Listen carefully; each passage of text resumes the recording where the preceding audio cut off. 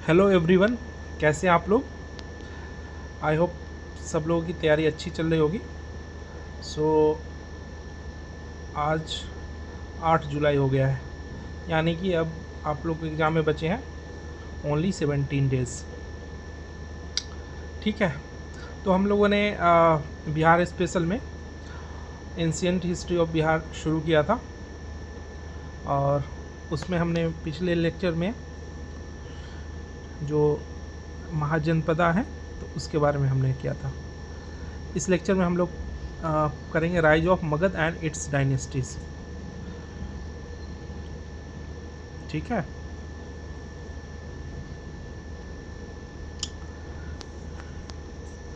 Rise in Magadh and it's dynasty, Magadh का उदय और कौन कौन से वंश थे मगध में, तो उसके बारे में हम पढ़ेंगे। ठीक है, सो शुरू करते हैं। Magadh was founded by Brihadratha. Brihadratha जो था उसने मगध की स्थापना की थी। Brihadratha son Jarasandha was the most famous ruler of his dynasty. Brihadratha का बेटा जो जरासंध था वो इस वंश का सबसे फेमस राजा था। Jarasandha was defeated and killed by Bhima in a duel द्वंद्व युद्ध। This is described in Mahabharata. Mahabharata में ये डिस्क्राइब्ड है कि जरासंध को जो है भीम ने मारा था। ठीक है, तो Mahabharata is not a history, I mean that is an epic, but इसको मान लेते हैं कभी कभी। ठीक है, reason for the rise of Magadha. Magadha के उदय का क्या रीजन था। Rajagriha the initial capital of Magadha was a safe area surrounded by 5 hills. Rajgir क्या था, जो मगध का सबसे पहला कैपिटल था। राजगीर या ग्रीवरज भी बोलते हैं इसको। ठीक है, ये चारों तरफ से 5 हिल्स से सराउंडेड था। ठीक है, the Magadha was a region surrounded by rivers where fertile alluvial soil was available. Fertile alluvial soil मतलब उपजाऊ जलोढ़ मिट्टी। चारों तरफ से क्या, नदी से घिरा हुआ था। ठीक है, गंगा हो गया, सोन हो गया, है ना। तो उपजाऊ जलोढ़ मिट्टी की वहाँ पे उपलब्धता थी। ठीक है, which was suitable for agriculture, जो कि एग्रीकल्चर के लिए काफ़ी सुटेबल था। Due to the network of rivers in Magadha irrigation and transportation facilities were available. अब रिवर के नेटवर्क रहेंगे तो इरीगेशन और ट्रांसपोर्टेशन फैसिलिटीज़ जो है वो रहेंगे अवेलेबल। ठीक है, the Chota Nagpur region under Magadha was full of mineral resources, forest, wood and powerful elements. Magadha के अंदर जो छोटा नागपुर रीजन है उसमें क्या थे, मिनरल रिसोर्सेज थे, फॉरेस्ट, वुड थे और पावरफुल एलिमेंट्स थे। ठीक है, जो बृहद्रथ का डायनेस्टी का जो लास्ट रूलर था उसका नाम था रिपुंजय। रिपुंजय जो था वो बृहद्रथ वंश का सबसे लास्ट रूलर था। बृहद्रथ वंश का लास्ट रूलर कौन था, रिपुंजय। ठीक है, अब हम आते हैं हर्यंक डायनेस्टी पे। इसका क्या है काल, 544 से 412 BC, 544 टू 412 BC। ठीक है, इंग्लिश मीडियम और हिंदी मीडियम वाले ये लेक्चर हम लोग ऐसे डिज़ाइन करते हैं कि दोनों के लिए बेनिफिशियल हो। ठीक है, तो हर्यंक डायनेस्टी का जो फर्स्ट रूलर था वो था Bimbisara. This dynasty was founded bye Bimbisara in 554 BC। Bimbisara ने इसको फाउंड किया था 554 BC में। Bimbisara is considered the real founder of Magadh. Bimbisara को मगध का रियल फाउंडर माना जाता है। ठीक है, ऐसे तो बृहद्रथ था बट रियल जो और फर्स्ट डायनेस्टी भी जो है वो हर्यंक डायनेस्टी को ही माना जाता है। ठीक है, because Brihadratha dynasty was not very significant, बहुत ज़्यादा सिग्निफिकेंट नहीं था। Bimbisara encourage the expansion of the empire through marriage policy.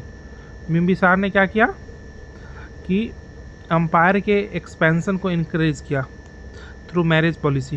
पहले ये काफ़ी होता था पहले के ज़माना में, इनफैक्ट कुछ साल पहले तक जो राजा जो थे वो दूसरे राज्य की जो राजकुमारी थी उनसे शादी करके और अपने एम्पायर को एक्सपेंड करते थे। ठीक है, ये राजपूतों में भी काफ़ी देखा गया है और मुग़ल में भी देखा गया है। His first wife Kosala Devi was the princess of Kosala. जो बिंबिसार की फर्स्ट वाइफ थी कोसला देवी, वो कहाँ की राजकुमारी थी? कोसला की। ठीक है। From this marriage he received the region of Kashi as gift.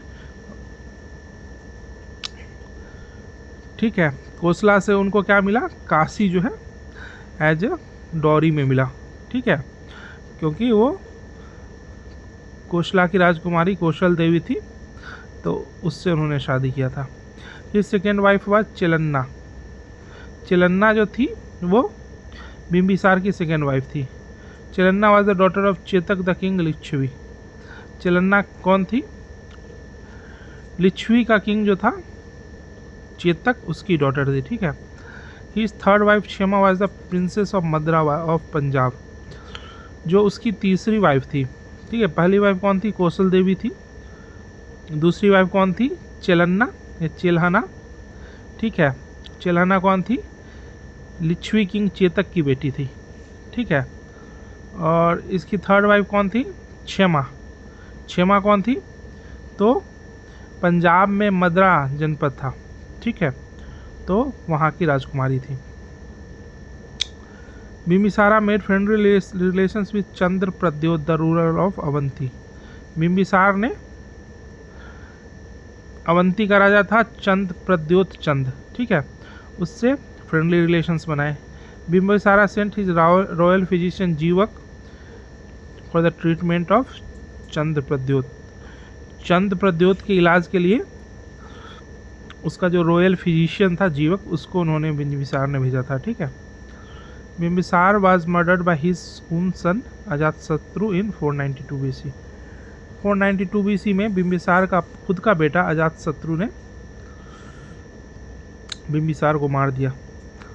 ठीक है, ये पैट्रिसाइड के इवेंट बहुत ही नॉर्मल थे एंशिएंट पीरियड में। ठीक है, औरंगजेब ने भी अपने फादर को मारा था, शाहजहां को।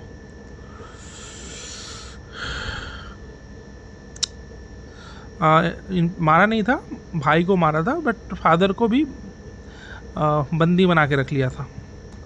ठीक है, अब अजातशत्रु के बारे में पढ़ते हैं। Ajatashatru became the ruler of Haryanka dynasty after Bimbisara. Bimbisara को मार दिया, बाप को मार के फिर बेटा जो था अजातशत्रु,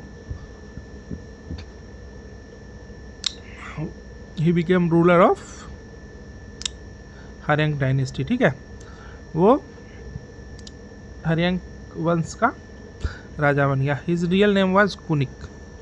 अजातशत्रु का जो रियल नेम था, असली नाम था, वो था Kunik. After the death of Bimbisara and Kaushal Devi, the king of Kaushal Prasenjit took back Kashi.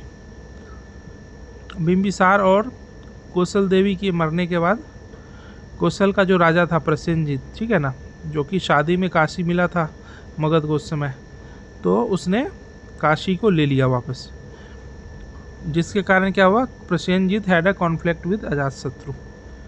अब वो काशी को वापस ले लिया प्रसेनजीत, तो क्या हुआ? अजातशत्रु और प्रसेनजीत में कॉन्फ्लिक्ट हुआ। Ultimately Ajatashatru defeated Prasenjit and took over Kashi. और ये जो कॉन्फ्लिक्ट में जो युद्ध हुआ, उसमें अजातशत्रु ने प्रसेनजीत को हरा के और काशी दोबारा से ले लिया।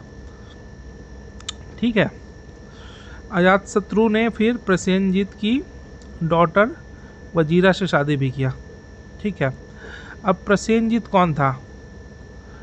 प्रसेनजीत जो था वो किंग था काशी का।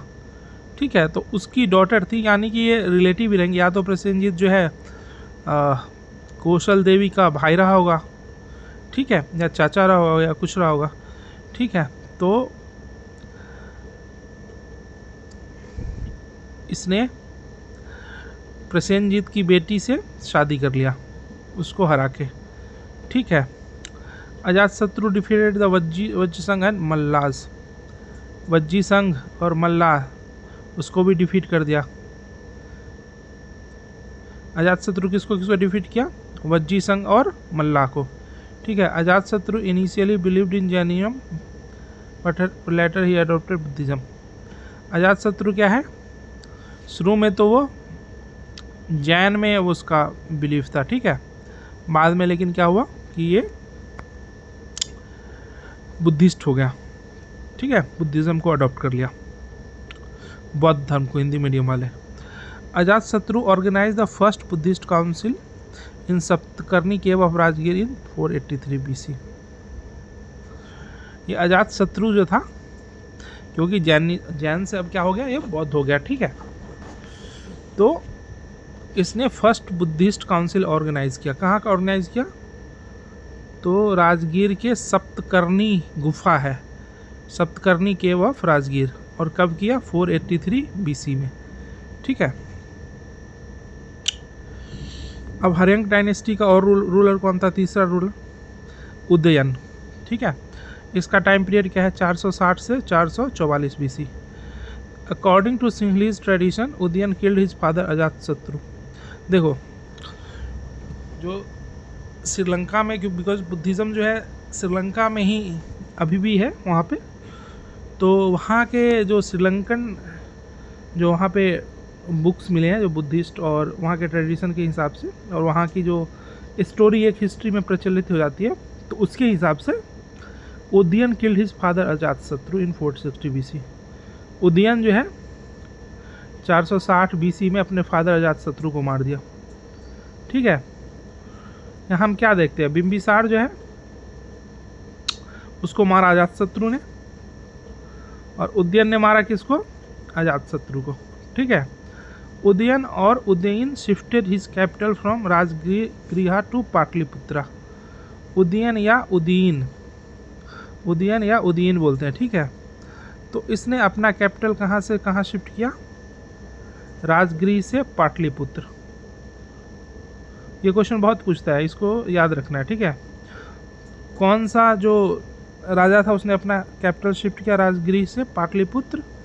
सो उदयन या उदयन, ठीक है।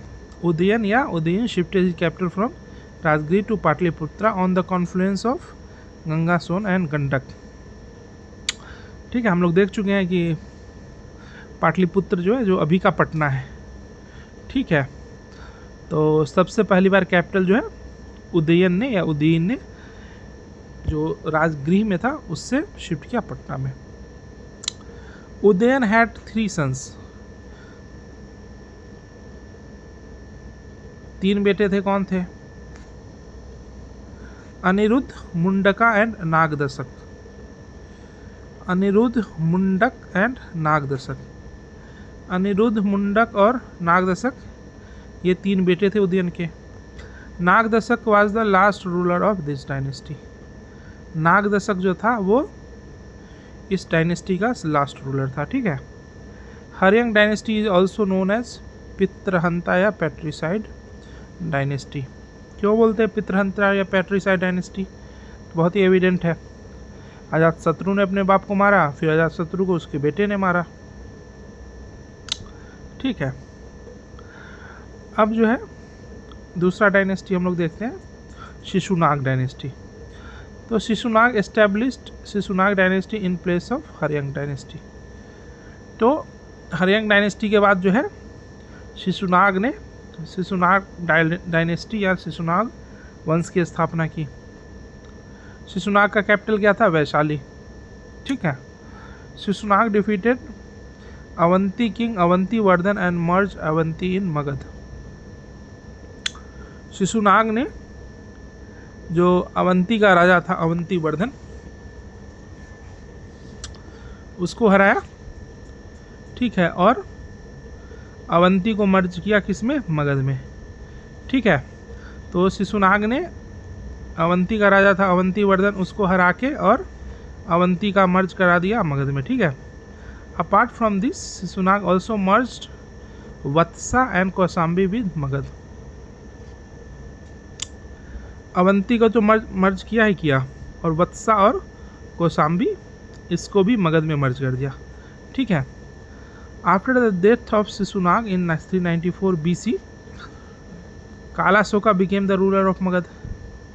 394 BC में शिशुनाग जो है वो मर गया, ठीक है। तो कालाशोक जो था वो मगध का रूलर बना। ही हैज बीन कॉल्ड काकवर्णा इन पुराण। पुराण में कालाशोका को क्या बोला गया है? काकवर्णा। ठीक है। During Kalashoka time Pataliputra again became the capital of Magadh. Kalashoka के समय पे पाटलिपुत्रा जो है दोबारा से मगध का कैपिटल बना। ठीक है। Kalashoka organise the second Buddhist council in Vaishali. Kalashoka जो क्या था वो जो है सेकेंड बुद्धिस्ट काउंसिल किया ऑर्गेनाइज, और कहाँ किया? वैशाली में 383 BC। ठीक है, 383 before Christ. So Kalashoka organise second Buddhist council in Vaishali in 383 BC।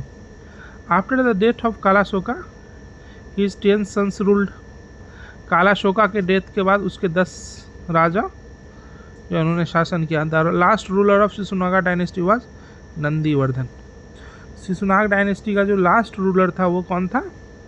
Nandivardhan. ठीक है।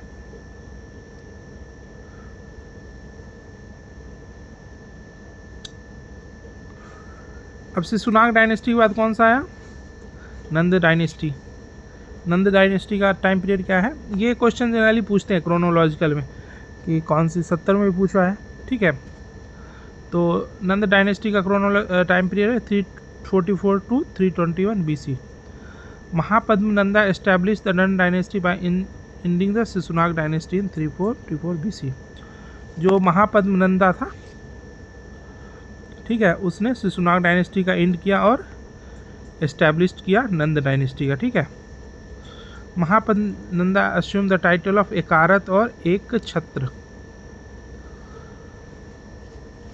जो महापद्म नंदा था इसको एकारत या एक छत्र बोलते थे। ठीक है।